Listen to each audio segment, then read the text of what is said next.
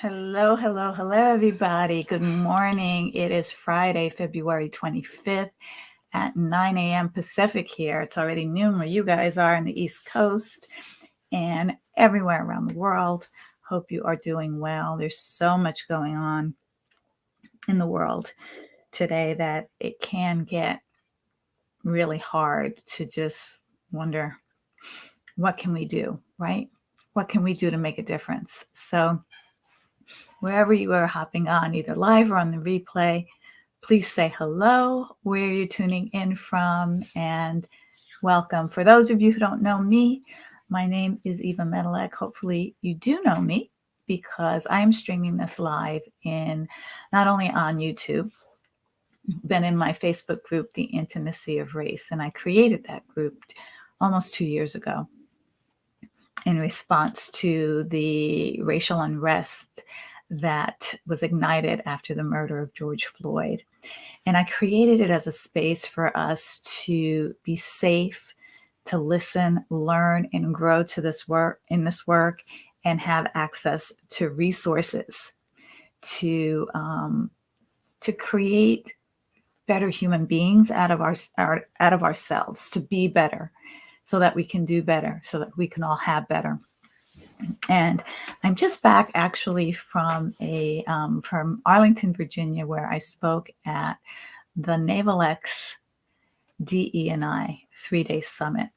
And I spoke on day 2, and I was just looking at some of the video that was streamed live on YouTube and LinkedIn from that event. And the speakers were amazing. And it was really the best of the best. The upper echelon was actually there. And something that I wanted to share with you today that I notice in being in this work now for a couple of years is how our hearts can be in the right place. Our intentions are in the right place, but how privilege, how wounds, how,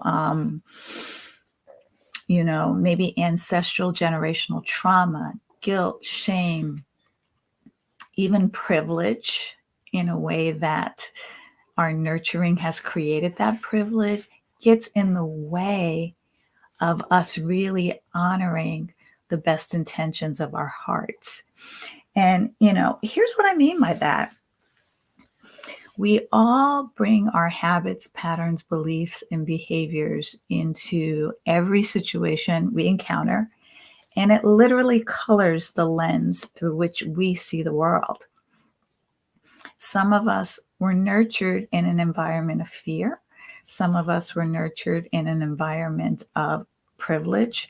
And privilege takes many levels. There's skin color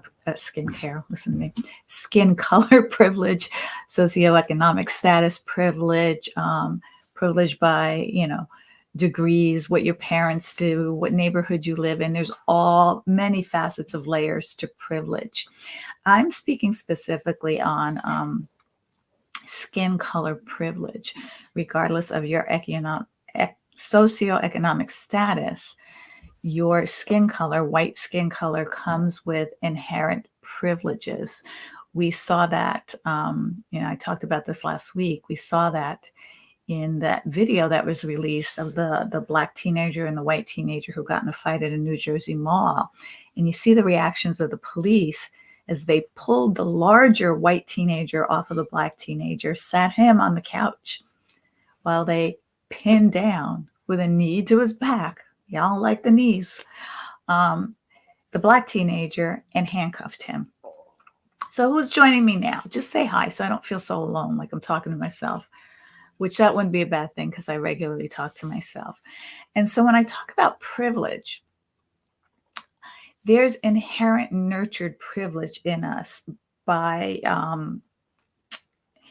our skin color. And people that have lived experiences in the Black and brown body have a different set of privileges, have a different perspective. They are seen more as a threat or worthless or dangerous, as opposed to white skin privilege, which is, really innocent until proven guilty. And it, in a nutshell, growing up in a Black or brown body, you're guilty until proven innocent, so to speak. And so how can we, or how can you, with white skin privilege that has all the intentions in the world, and you're trying really hard, really, really, really hard to get it right. You're really committed to getting it right. But sometimes your privilege gets in the way of your heart and your intentions. And this is not blaming, shaming, or guilting anybody. It's nurturing. It's nature and nurturing. That privilege is so embedded in your nurturing and your upbringing that sometimes we don't notice when privilege is really getting in the way, slowing down, stopping, blocking, hurting, halting our best intentions and what's in our hearts. And so, that sometimes shows up as microaggressions too. I was sharing a story at the Naval X presentation that I did of, an incident where my husband's from Germany. And so one of his friends was visiting from Germany and staying with us here in California at our home. And one night at dinner, we were all sitting around. I made an amazing meal because I'm an awesome cook. And at dinner, as we were just having drinks and chatting, our friend looks at my husband and says, "Eva's great. She's not Black. She's one of us." And at that moment, we took it as a funny compliment, right? I knew the intention was as a compliment, but that compliment shows up as a microaggression based on skin privilege. In this case, skin and nationality privilege. Other things that show up when you say to someone who's in a Black or brown body that you're intelligent or you're articulate, it lands differently. And you may not know that because of your privileged lived experience, but it lands differently for those of us with a lived experience in a Black or brown body. So you mean it as a compliment, but it lands for us as the connotation that it's different, it's unique, it's not normal, it's not expected. It's a surprise when someone in a Black or brown body is articulate and intelligent. Double whammy.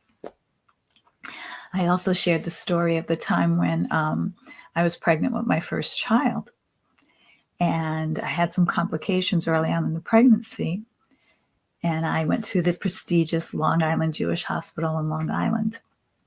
Long Island, as you guys say, right? Anybody from Long Island. And, I heard the doctors talking about me, the patient, behind the curtain, because those thin curtains do a really good job of keeping conversations private. And I heard them say that the patient was a 26-year-old intelligent Black female. Now that was over 35 years ago, and I still remember thinking, what's the alternative here? An ignorant Black female?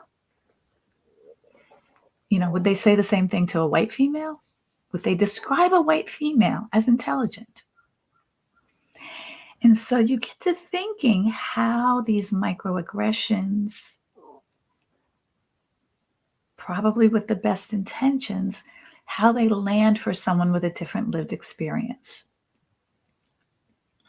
And so I want to offer you something today, and I offer this a lot, but it's a tool that I've developed.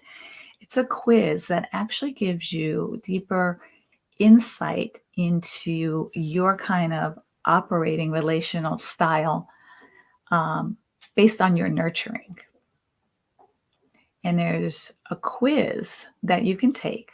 It's a 50-question quiz, simply yes or no, that gives you your primary operating style. We'll have multiple operating styles, but a style that For example, if you're a pleaser, you may not always be honest because you don't want to hurt people. Um, and it's the start of the basis of seeing how you move through the world based on your nurturing, if that makes sense. So the link is in the description. I did put it, oops, I'm going to put it in the comments for you as well, if I can put it in the chat, see if it goes there in the chat. But it is in the descriptions where you can take that quiz and see what nurturing has created in different ways it shows up as a blind spot for you that may block you or sabotage you. There was a speaker at the event this weekend that used the word saboteurs. I call it damaging or sabotage your intentions of who you want to be in the world and how you want to show up in the world. So it's pretty cool. I offer you to take that quiz, and if you want, forward it to me at eva@evamedelic.com, or reach out to me and let's have a talk about it, and let's see how you can create goals and opposite habits to not have your privilege, your nurturing, your operating system block the intentions, the good intentions in your heart and what you want to create in the world. So hope that helps. It was fun being on with you all again today, and not sure if I'll be back next Friday, but look out for announcements when I'm live. Set your settings to get notified when I'll be sharing what I call some really cool experiences and nuggets that will help you on your path to continuing and being consistent in your active allyship. All right. I got in late last night from Virginia, y'all, and I'm tired. So I will see you soon. Have a great weekend. Bye.